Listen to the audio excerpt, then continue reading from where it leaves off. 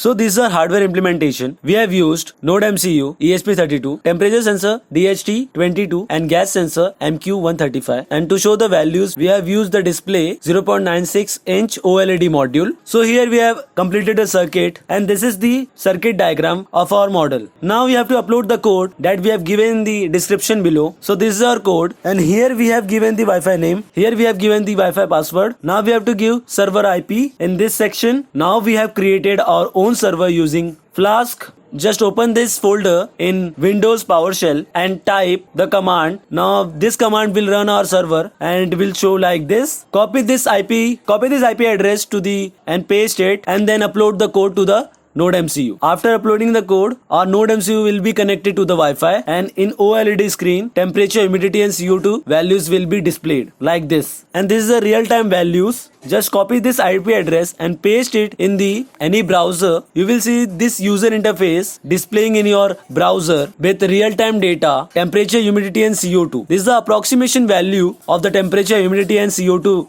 And we have also plotted the graph here. We have plotted all three graphs, temperature, humidity and CO2, through which user can understand better the real-time monitoring of that system. Now for testing purpose, I have used our home refrigerator and kept this hardware to the refrigerator. Now the temperature has dropped to 28 degrees Celsius and humidity has arises 75%, and our CO2 is rises 469, and these are the graphs.